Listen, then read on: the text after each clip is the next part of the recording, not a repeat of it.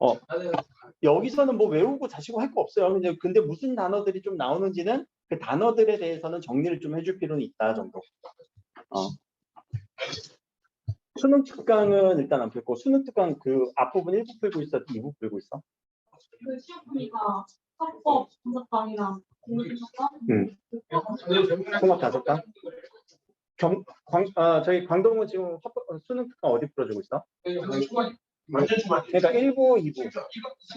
2강의 합법부터 풀고 있지. 그치? 그럼 앞에 부분 1부는 그냥 거의 다 날라간 거잖아. 그치? 그게 이제 교과서에 있는 내용이랑 그렇게 정리가 짬뽕되는 건데, 자, 빨리 보자. 이것도 그냥 그렇게 뭐, 눈여겨볼 건 아니에요. 근데, 빈칸 채우기 느낌으로 한번 해보자. 빈칸 채우기 느낌. 우리가 화법과 작문이 어떤 특징이 있는지 특징 찾기야, 특징 찾기. 특징이에요. 그러니까 이 특징은 여러분들 외울 필요는 없어요. 이거를 뭐 그대로 쓰세요라는 건 아니지만, 한번 근데 화법과 작문을 생각해보면, 지금까지 문제를 풀었던 걸 생각을 해보면, 그런 느낌인지 한번 봐봐. 자, 화자와 청자가 의사소통을 하면서 새로운 의미를 구성해 나가는 그런 느낌이 있었니? 이게 무슨 말일까? 새로운 의미를 구성해 나간다? 대화를 쌓아나가는 느낌.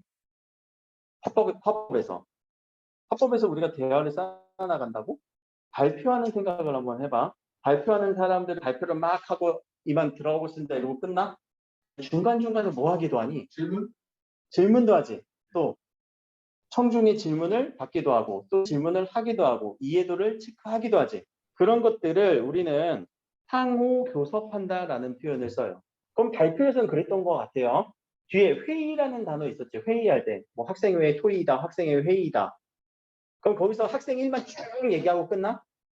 아니지, 학생 2도 얘기하고 학생 3도 얘기하다가 야 그건 맞아, 아니야, 그건 아니야 막 이런 식으로 서로의 의미가 만들어지죠. 그 대화의 의미가 만들어진다라는 의미에서 화자와 청자가 상호 교섭한다라는 의미가 이해되면 돼요. 상호 교섭. 상호라는 단어는 서로 간에, 교섭이라는 거는 간섭을 일으키는 거예요. 교환을 하는 거예요.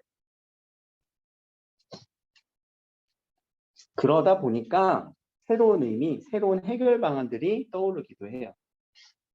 근데 우리 화법의 모든 부분들은 다 그랬을걸? 생각해보면은 우리 화법에서 있는 부분들.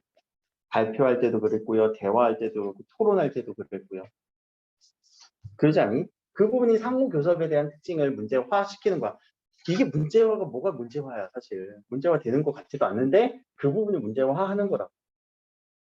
상호 교섭하는 이 장면을 봐주는 거예요. 서로 둘이 학생 1과 학생 2가 혹은 뭐 인터뷰할 때도 서로 무슨 얘기하고 있지? 그거 보는 거예요. 그러니까 개념이라고 할 것도 사실 없지. 자, 밑에 그렇게 하다 보면 우리는 이런 의사소통 문화도 형성이 되거든요. 그래서 화법을 통해서 의사소통 문화가 형성되기도 해요. 자, 요 가로 안에 넣어야 될 거 한번 추론을 한번 해봅시다. 의사소통하는 과정에서 형성된 사회의 공통적인 의사소통 양식이 있대, 혹은 규범이래. 이런 것들이 우리가 쌓이죠. 여러분들만의 10대 언어의 그런 양식들이 있지 않니? 여러분들 시대에서, 여러분들 세대에서 하는 그런 문화들. 그것을 의사소통 문화라고 얘기를 해요. 그러면 여러분들이 쓰다 보니까 형성된 거 맞지? 근데 반대로 그렇게 형성된 문화가 여러분들한테 영향을 주기도 하니? 네. 맞아요. 개별적인 의사소통에 영향을 미치기도 해요. 왠지 그걸 써야 더 힙해 보이기도 하고 좀 잘 나가는 것 같기도 하고 혹은 좀 인싸인 느낌도 들고 뭐 그런 식으로 우리가 유행어 쓸 때도 그렇잖아. 유행어 나 유행어야 라고 해서 이렇게 형성되지 않지? 우리가 잘 쓰다 보니까 유행어가 형성되지만 또 유행어는 우리가 언어 생활하는데도 영향을 미치죠. 그래서 뭔가 계속 순환적인 느낌이에요. 개인과 사회에. 이 언어는요, 개인적인 측면도 있지만 사회적인 측면이 서로 계속 맞물리면서 영향을 주고 있는 거예요. 순환적으로.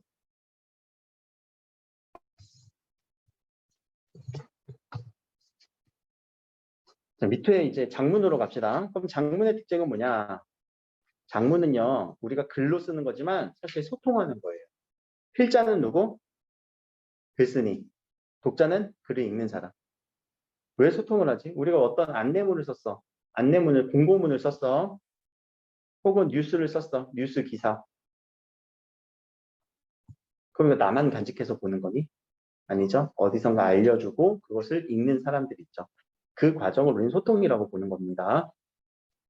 일기장에 쓰는 거 아니면은 소통이지. 근데 사실 일기장에 써도 나중에 소통이 된다.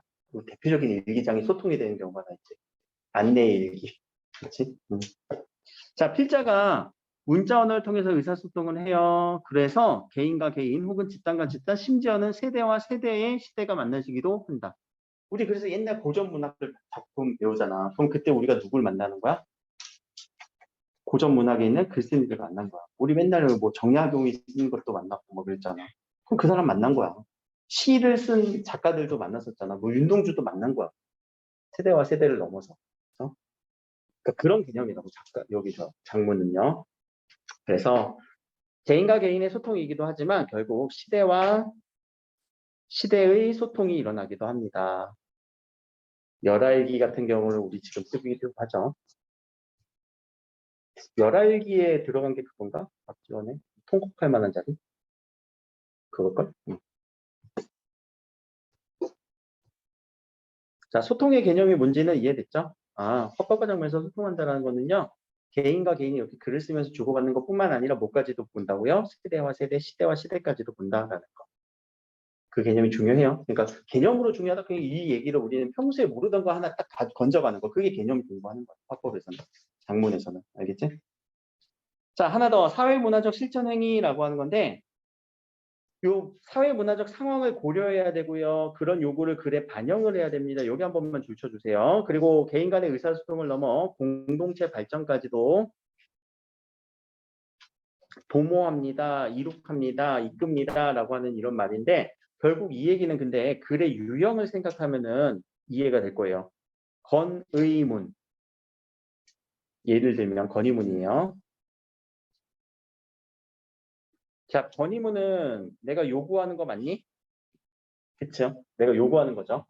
그러면서 의사소통하는 거 맞죠? 심지어 공동체 발전을 위해서 우리가 건의하는 거이기도 하죠. 그러니까 건의문을 하나 딱 생각해주면 돼요. 이때는. 이때다 예시 하나 적으세요. 건의문이라고. 건의문의 우리 패턴 기억나는 사람 혹시? 건의문은 어떤 패턴이? 문제 봐. 오케이, 문제 상황이 있어요. 자, 문제 상황이 있으니까 이거 해결해 주세요라고 하니? 아니지, 어떤 방안을 제시하죠. 그러고 났을 때 끝나? 이것이 갖는 어떤 효과까지, 기대 효과까지.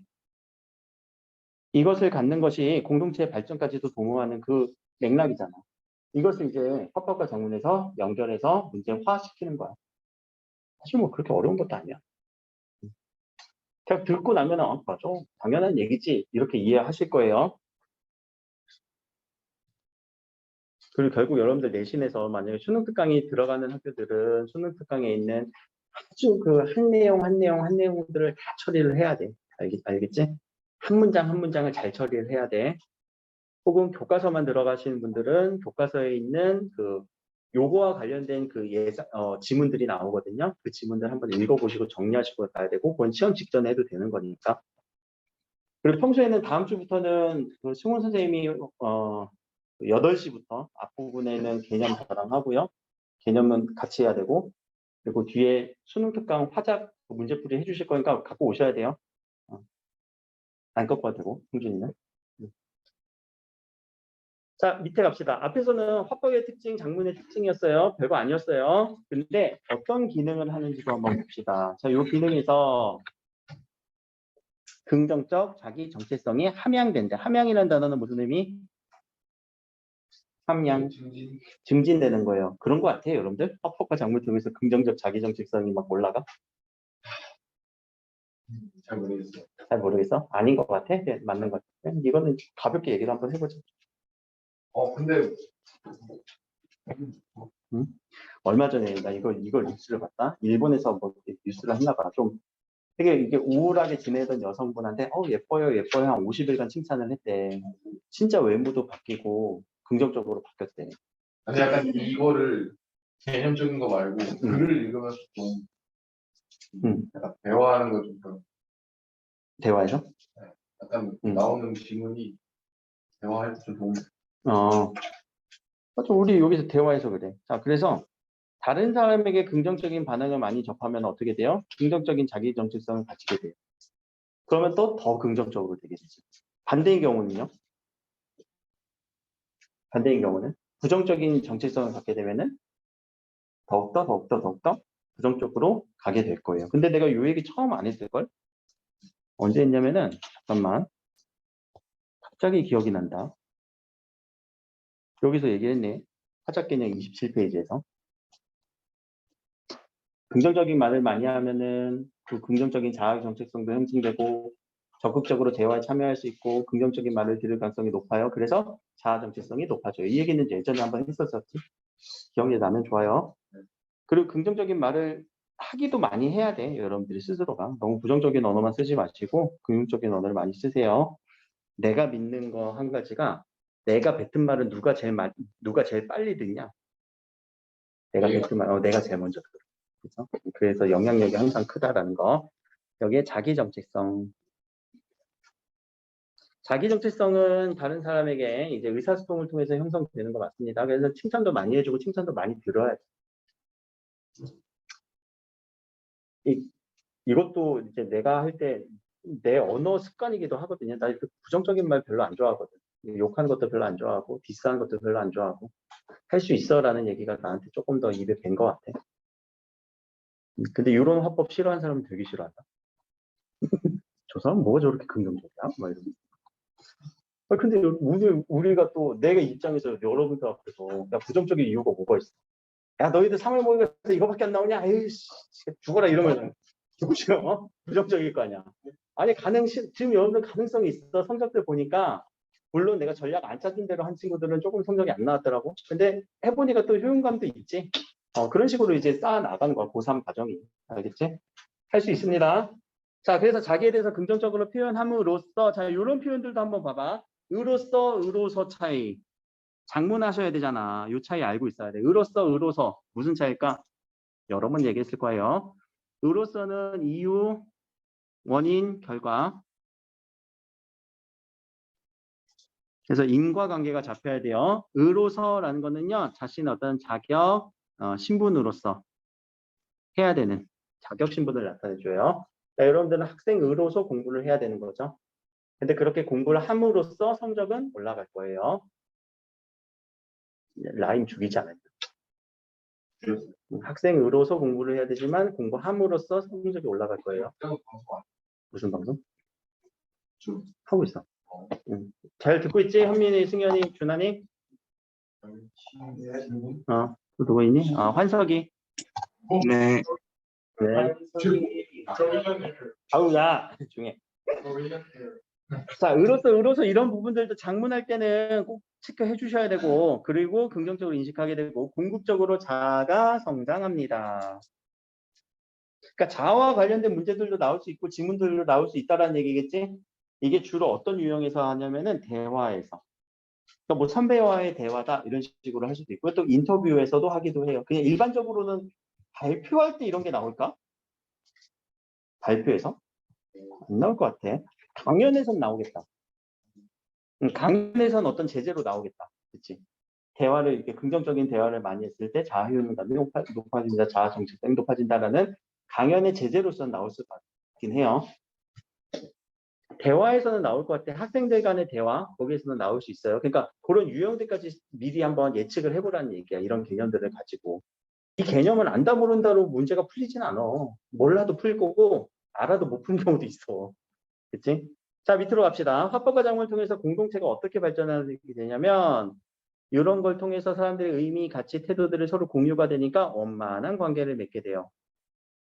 원만한 관계. 이해만 하시면 돼. 그렇게 되면은 공동체 발전이 일어나겠죠. 공동체 발전. 이거 외울 필요 없어. 혼자 내고 외울 필요 없어. 물론 이런 단어들은 외워야 돼. 자기 정체성, 뭐 상호, 교섭 이런 단어들은 제가 체크해 놓을게요. 근데 요거를 뭐 굳이 쓰라고 하진 않을 거야. 그거에 대해서 반영된 문제를 풀어주는 거지. 그 문제 푸는 것도 뒤에서 한번 볼 거예요.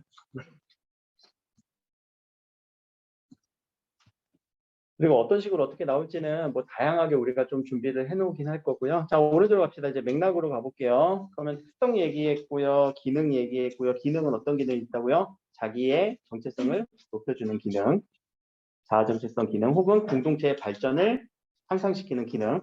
기능이라는 단어가 역할이고 어떤 역할을 하느냐, 어떤 일을 하느냐는 거잖아. 자, 맥락을 한번 봅시다. 자, 요 맥락 같은 경우는 좀 중요하지.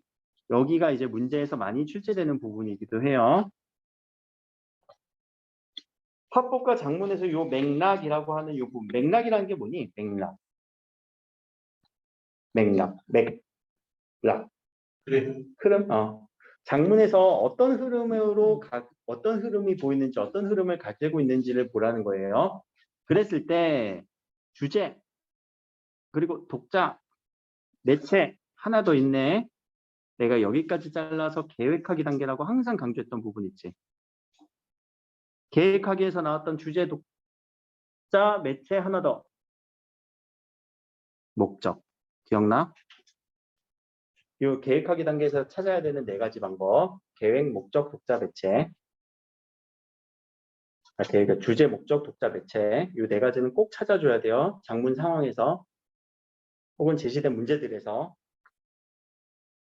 주제 같은 경우는 어떤 내용이고, 목적 같은 경우는 크게 보면 2개밖에 없다고 했지. 정보 전달, 설득. 설명하는 말하기, 설득하는 말하기. 2개로만 생각하셔도 돼요. 뒤에 자기 표현과 사회적 상호작용이라고 하는 개념은요, 친구 간에 쓰는 대화예요. 그냥 친구 간의 대화. 근데 사실 친구 간의 대화도 설명 아니면 설득이야. 내 감정을 설명할 거야. 혹은 네가 그러지 않았으면 좋겠어라고 설득을 할 거란 말이야. 그치? 무슨 의미인지는 이해됐어? 설명 아니면 설득이다. 간단하게 봐야 돼요. 그리고 수능에서 여러분들 나중에 선택하실 때도 이 부분은 굳이 안 낼 거야. 한 9월 정도에 나오고 6월 정도에 한 번 나오고요. 결국 정보 전달 아니면 설득으로만 한정돼서 나올 겁니다. 자, 독자는 다양한 독자들이 있을 수 있죠. 청자도 다양한 청자들이 있을 수 있죠. 그래서 이 독자들은 배경 지식을 고려해야 된다. 이거는 중요한 개념입니다. 문제에서도 많이 물어봐요.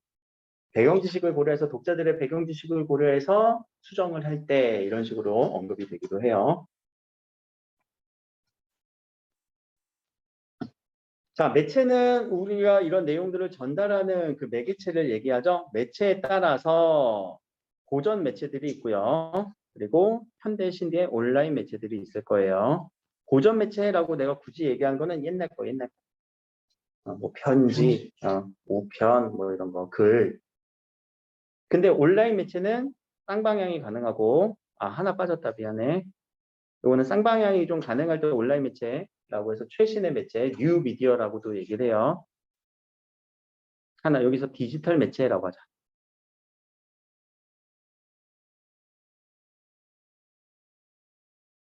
이런 디지털 매체는 뉴 미디어는 온라인 매체는요, 쌍방향이 가능하기도 하고요. 자료 등을 전달할 수도 있어요. 대표적인 거 여러분들 메일 쓰는 거, 카톡, 그것도 매체지. 전달해 주는 거, 의사소통을 하기 위한 매체. 근데 그런 게 없었을 때는 옛날에 어떻게 써? 글로 썼을 거고, 혹은 전화가 발전됐을 때는 전화를 했을 거예요. 그 다음에 영상으로 이렇게 보내기도 했겠지.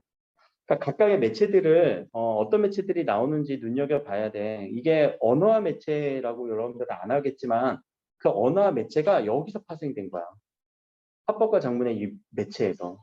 그러니까 언어화 매체 하시는 저쪽 학생들도 이 매체 부분을 꼭 배워야 되고 여러분들 당연히 알아야 되고 저희 언어화 매체 아닌데요 라고 하는 순간 그럼 여기는 다 날아간다는 건데 별거 아니에요. 이거 특징만 정리하시면 돼요. 매체별 특징. 그러니까 매체의 특징이라는 건 라디오는 어떤 특징이 있니? TV, 일방향성이지. 라디오는 소리로서 우리가 전달되는 것만 듣죠. TV는요, 시청각 자료로서 전달되는 것만 듣죠. 동시에 일어나는 건 없을까? 동시에 일어나는 거? SNS의 실시간 댓글, 이런 거. 이거는 서로 쌍방향이 가능하지. 뭐 카톡 이런 것들도 SNS로서 서로 쌍방향이 바로바로 일어나는 거잖아요. 거기에 이제 파일이라던가 이런 것들이 자유롭게 덧붙여줄 수 있느냐. 요새는 또 무슨 링크도 보내냐. 하이퍼링크라고 알지. 줌 초대 링크 말고 영상 링크. 그걸 다 하이퍼링크라고 얘기를 하잖아. 하나 더 하이퍼링크라는 단어도 알고 있어야 돼요. 하이퍼링크. 좀 어려운 말이긴 하지만. 또 이모티콘, 이건 조금 시대가 가긴 하지만 이모티콘.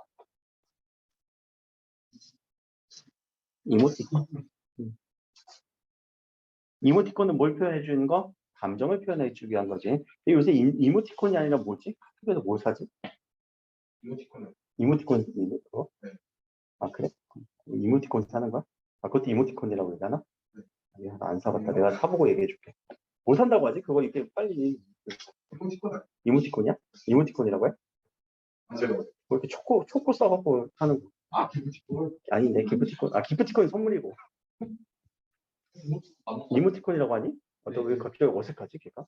알았어. 내가 한번 다시 한번 보고 이거 중요한 건 아니니까.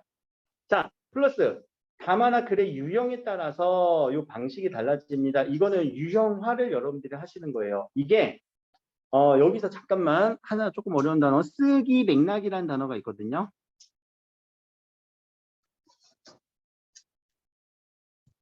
쓰기 맥락에 맞춰 글쓰기. 근데 이 쓰기 맥락이라는 단어가 좀 어려운 느낌 있겠지만 우리 편지를 한번 생각을 해보자. 여러분들 편지 쓸 때 뭐부터 써야 되니? 누구에게? 아니, 본문부터 쓰면 안 돼? 안 되지? 그게 우리 맥락에 안 맞는 거예요. 누구에게? 그리고 그 다음에는 인사말, 첫인사말, 그치? 날씨가 좋구나. 넌 잘 있니? 이런 식으로 해야지. 하고 싶은 날만 딱 쓰면 그거는 쓰기 맥락에 안 맞는 거지. 그 다음에 이제 뭐 본문도 하고, 목적도 쓰고, 그 다음에 마지막에 끝인사 쓰고, 마지막에는 보내는 일자, 일시, 보내는 사람까지. 그게 우리가 쓰기 맥락이라고 하는 개념이라고 생각하시면 돼요. 별거 아니지? 근데 그런 쓰기 맥락의 대표적인 게 편지이기도 하고요. 신문기사. 신문기사는 어떤 맥락이냐면은 제일 제목을 우리가 표제라고 하고요. 그 다음에 나온 걸 부제라고 하고요. 전문이라고 하고 그 다음에 나온 걸 본문이라고 얘기를 해요. 전문할 때 이 전문은 all이란 느낌이 아니지? 앞에 있다라는 거야. 본문 앞에 있다라는 전자를 쓴 거예요. 표제, 부제, 전문, 본문이라고 하는 이런 개념어들이 좀 빨리빨리 처리가 되면은 내신에서 물어보기도 하고 혹은 얘네들이 수능에서 찾아야 되는 포인트이기도 해요.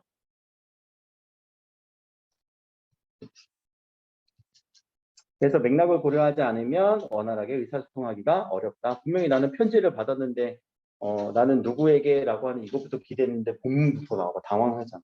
그 정도지. 자, 말하기나 글쓰기 내용과 같은 여기 쓰이는 이제 표현 방식은요.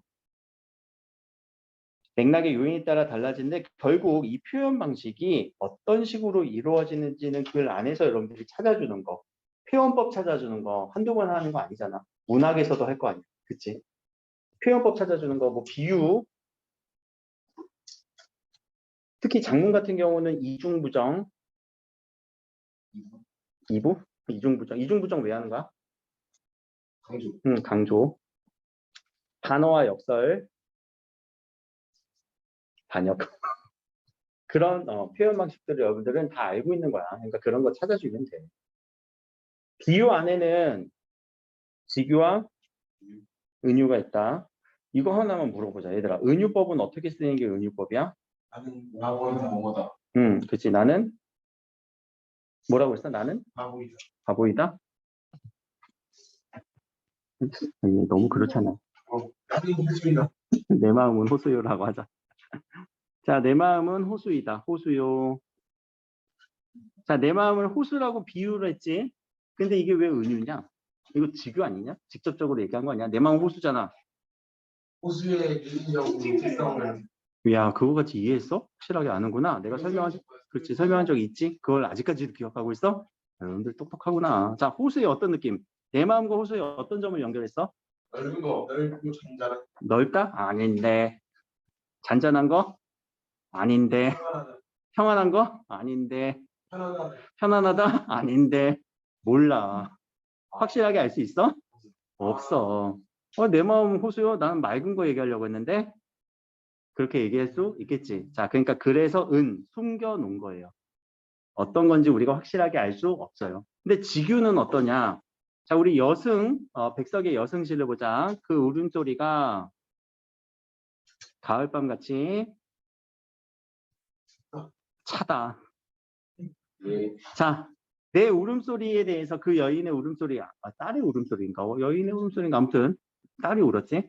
가을밤 같이 차다니까 울음소리에 어떤 느낌으로밖에 연결이 안 돼? 가을밤에 어떤 이미지? 찬 이미지밖에 연결이 안 되지. 가을밤이 근데 찬 이미지밖에 없니? 가을밤은 어때? 어둡고 깜깜한 이미지가 있지. 또 가을밤은 왠지 하늘도 높고 맑고 별도 많이 보이는 느낌이지. 그런 거 여기 연결될 수 있었어? 있었어? 없지. 여기서는 없지.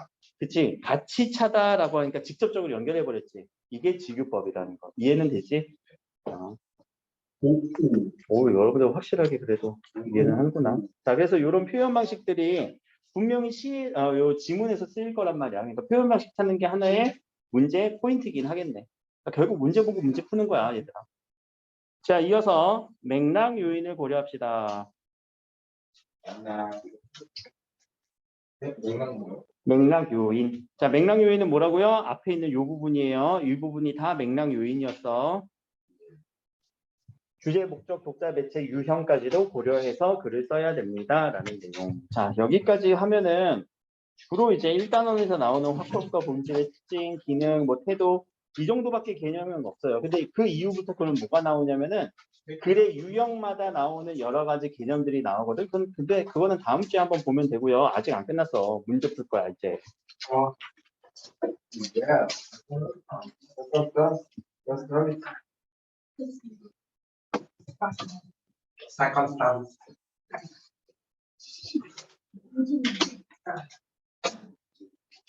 자, 그럼 이런 부분들을 우리가 문제화시키면 어떻게 된다는 얘기냐면 이거 한번 풀어보세요. 그래서 1번, 2번, 3번까지, 4번까지 1번, 2번, 3번, 4번까지 한번 풀어보시고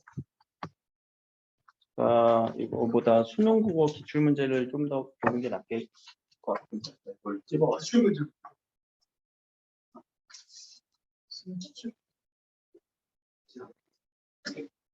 네, 시즌들을 지금 시간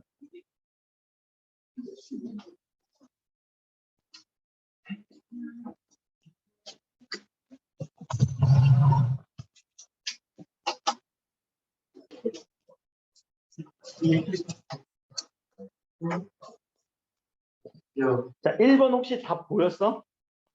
네. 이거 되게 치사한 문제니까 학교에서 이런 식으로 그냥 꽈서 낼 수도 있다는 얘기예요. 답 몇 번? 5번. 왜 5번이야? 2번? 2번.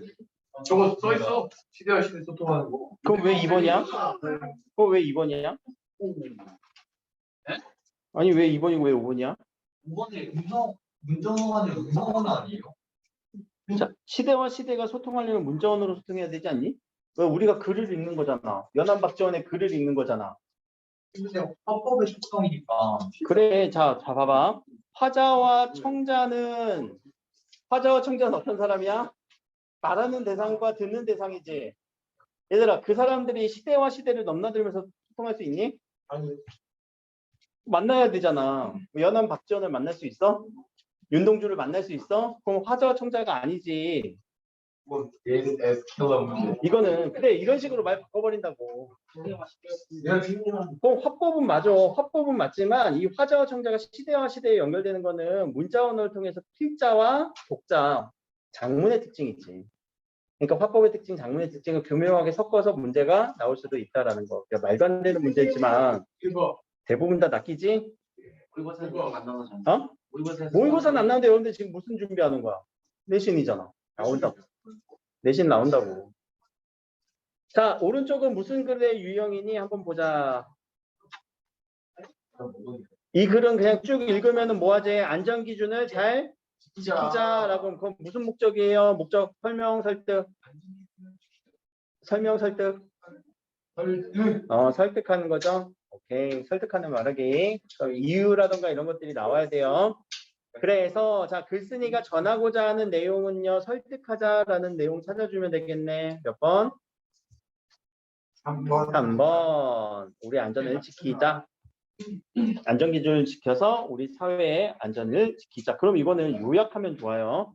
요약할 수 있어야 돼. 앞에 부분은 뭘 요약하는 걸까? 예. 요약. 질문을 던지고 있지.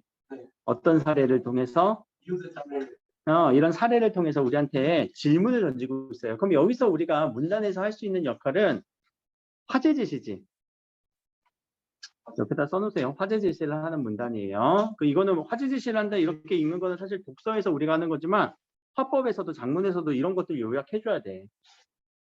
뭘 통해서 화제 제시하고 있어요? 비문학 느낌 맞아. 얘들아 비문학의 이름이 뭐야? 비문학. 문학이 아니다. 아니다. 그럼 거기에 뭐가 들어가? 화법과 작문, 독서, 문법. 자, 질문을 통해서 화제 제시하고 있죠? 그치? 근데 이 화제 제시하는 방법을 한번 봐봐. 야, 수영장에, 올림픽 수영장에 얘네들 수영 못하는 사람들일까? 수영 실력으로는. 그치? 그럼 이런 당연한 부분에 대한 궁금증을 제시하면서 의문형으로 궁금증을 제시하면서 자연스럽게 독자들에게 뭘 줘? 환기를 시키는 거. 주의 환기의 기능까지도. 무슨 영어 느낌이야? 영어 모의고사 지문이야? 야, 영어 지문이나 국어 지문이나 똑같지. 자, 여기도. 많은 사람들이 수영장 요인이 없다고 생각할 것이다. 많은 사람들의 생각은 무슨 념이라고 할 수 있니? 오케이, 통념. 통념. 하지만 아니야. 이상 상황 발생해요. 자, 문제 상황이 있을 수 있어. 그래서 사람에 따라 다르기 때문에 우리는 안전 기준에 있어야 됩니다. 그럼 이 안전 기준이 하나의 핵심 단어일 거고요. 그런 걸 통해서 누가 이렇게 인명구 중에 안전하다고 판단할 수 있는 것이다 라고 해서 안전 기준에 맞춰서 그러면 이 수영장의 안전 기준만 만들자라는 얘기일까? 마지막 부분이 결론이지. 이 결론에서는 필자가 강조하는 부분이 나올 거예요. 안전 기준을 지키지 않아서 하는 거니까 이런 것처럼 안전 기준을 만들면 우리 사회의 안전이 지켜질 수 있다. 마지막 부분에서 미과식이네. 오케이. 미과식. 근데 요새 두과식, 양과식, 미과식 이런 얘기가 다소 안 나온 지 꽤 됐다. 생각보다. 맞아. 그거 안 나온 지가 꽤 된 것 같아. 그런데 자신의 주장을 어디에 담고 있어? 마지막 문단에 담고 있죠. 그렇죠? 자, 그래서 이 마지막 부분을 체크해 주셔야 되는 거고 넘어갑시다. 세 번째 문제. 서술 방식 이런 부분들 찾으라고 할 수도 있어요. 지문을 주면서. 자, 전문가의 의견을 근거로 제시하고 있습니다. 전문가 누구? 이거 뇌피셜이었던 것 같은데. 그치? 전문가 없네. 다양한 비유법. 비유법 빨리 가서 찾아야 되나? 사실상 없었어? 뭔 말이야. 찾지도 않고. 그러니까는 야, 세모 쳐봐. 네, 맞아요. 아, 왜? 기억은 아니잖아. 그럼 기억 지워주고. 얘들아, 이거는 풀이 방법. 알았지? 자, 디귿과 리을을 확실하게 찾아주면 되죠. 아, 이 긴 글에서 비유법을 찾겠다고? 말도 안 돼? 되긴 해. 금방 찾아줄 수 있잖아. 잠깐 기다려. 자, 우리 사회의 문제점과 해결 방안을 제시하고 있다. 우리 사회의 문제점 어떤 문제점? 얘들아, 우리 사회의 문제점 어떤 문제점? 어떤 문제점? 안전. 응? 안전 기준에 대한 이런 것들. 안전 기준이 있어야 돼. 그래서 해결 방안 안전 기준을 세우자, 만들자. 독자에게 흥미를 유발할 수 있는 사회 어떤 사례? 요 수영장의 사례. 그럼 디귿과 리을이겠네? 라고 생각을 해주면 되겠지? 이제 몰라, 얘들아. 만약에 니은, 디귿, 리을이라고 이렇게 지문이 하나 있는 순간 뭐까지 찾아야 돼? 비유법 있는지 찾아야 돼. 좀 짜증나지? 뭘 수고하십니다. 한 문제 더, 한 질문만 더 하자. 아직 43분이잖아. 오른쪽으로 가서 자, 기억, 니은, 디귿, 가나, 다 요 세 지문 네 지문이구나. 여기에서 7번 문제까지 아니 8번 문제까지 할 수 있겠다. 8번 문제까지 한번 해봅시다. 아 뭐가? 아니 이게 원래 당연한 거야. 우리 좀 아직 수업이 끝나지 않았어. 이거 원래 다 풀고 끝내려고 했는데? 팩트.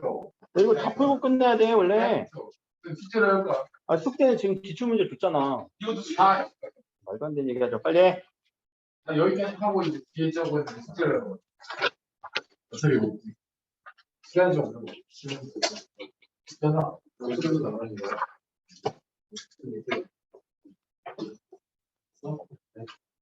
지금 1번 문제 틀린 사람은 아예 문제 푸는 연습도 안 됐다는 건데. 1번이요? 네. 1번. 그러니까 화법과 작문에서 분명히 뭐 수능 특강을 내던 교과서를 냈던 도대체 뭘 어디서 어떻게 내는지 여러분들이 이해하고 들어가야지. 안 그래? 저런 문제 나오는 거 1번 같은 거. 5번 같은 문제도 나와. 내용일치 문제. 자, 설마 수능 특강으로 시험을 본다고 해서 그 집은 그렇게 해서 문제를 똑같이 줄까? 야, 문제 똑같이 줄까? 안 주지. 교과서 지문 쓴다고 해서 교과서 지문에 딸린 문제를 그대로 줄까? 안 주지. 그러니까 내용은 내용대로 이해하시고 문제는 문제대로 접근을 하는 방법을 알아야지.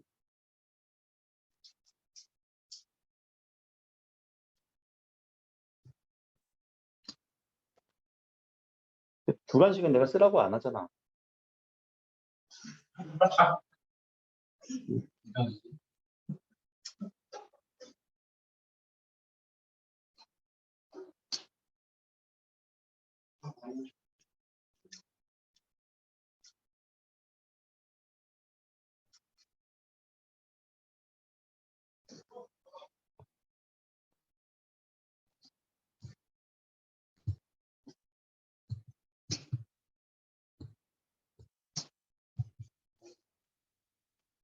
참 이게 문제가 참 이게 화법과 작문 문제지만 결국 독서 문제의 일부를 가져와서 문제화하기도 하고 또 문학 문제 일부를 가져와서 문제화하기도 하고 결국 그냥 잘 읽고 잘 풀자밖에 안 돼.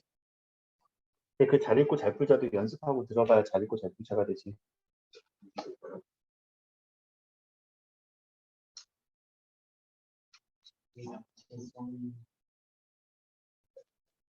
팔 8번은 잘 풀어봐. 고민해서. 8번은 그거 보는 게 아니야. 지문 문제 아니야.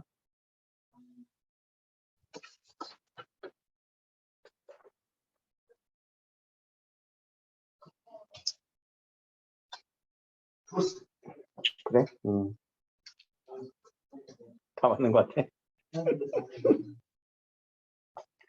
자, 5번부터 갑시다. 자, 내용일치 문제네요. 내용일치 하지 않는 거는, 아유, 이거 뭐 독서 문제도 아니고 몇 번으로 답으로 하면 될까? 4번이에요. 고등학교 때는 몰랐어요. 언제 알았어요? 자, 기억. 6번 문제로 연결되지. 3어절은 얘들아 혹시 모르니까 3어절은 어떻게 쓰라는 거니? 그렇지.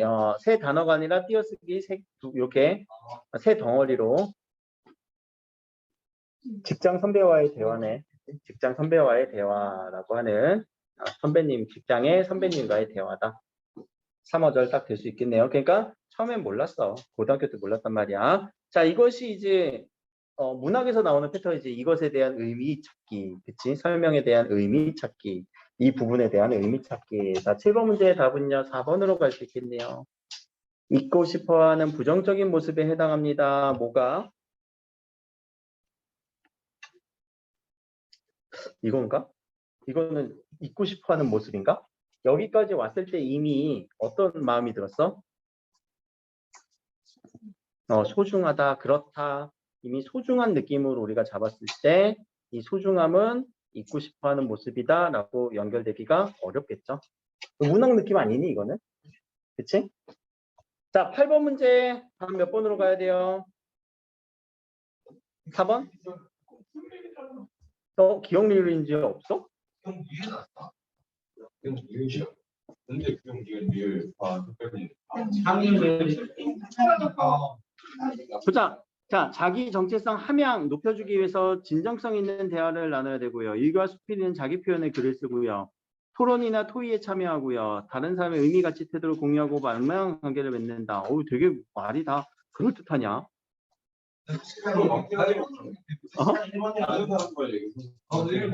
나는 6번 기억 1.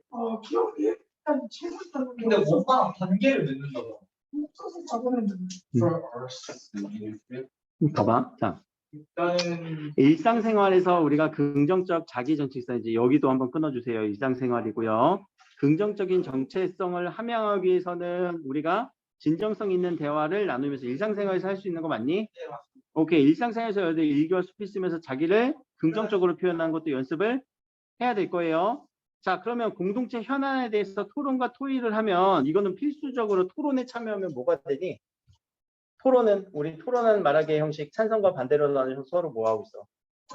언쟁하지. 언쟁이 그러면 자기 정체성 함양하는 데 도움이 될까? 이건 아니라는 거 확실히 이해됐죠? 그럼 다른 사람들과 의미, 가치, 태도를 공유하라는 거는요. 자기 정체성이 아니지. 다른 사람들 거를 우리는 따라갈 필요가 없어. 근데 공유한다는 게 이 말이 다른 사람들과 이 태도들을 똑같이 하라는 얘기거든. 여기서는. 그렇게 이해를 못했구나. 그냥 이해를 한 거죠. 자, 다른 사람들과 의미, 가치, 태도를 공유하라는 말은요. 우리 똑같이 하라는 거야. 태도도 공유하고 똑같이 하고요. 의미도 똑같은 의미를 부여하고요. 똑같은 가치를 가지라는 거예요. 그런데 여러분들 자체로 소중하지 않냐? 그거를 뭐하러 공유할 필요가 있어? 야, 말 바꾸기 장난이잖아. 그치? 그러니까 조금 더 자세하게 읽고 자기 정체성을 높이기 위한 건 뭔지 한 번만 더 생각을 해봐. 의미, 가치, 태도 공유하는 거 이거는 아직은 아니야. 나중에 우리가 영향력을 끼칠 땐 가능하거든? 근데 여러분들 쌓아야 되는 단계잖아. 그치? 다른 사람 따라할 필요 없어. 여러분들 스스로 자기 정체성을 높이는 태도를 가져야 돼요. 어떤 마인드? 긍정적인 마인드. 이 정도 느낌으로 연결될 수 있으니까 좀 말 바꾸기라든가 이런 문제들이 나올 거야. 다음번에 파일 드렸던, 지금 프린트 드렸던 것까지도 풀어와야 돼요. 기출 문제니까 그거는. 여기까지 합시다.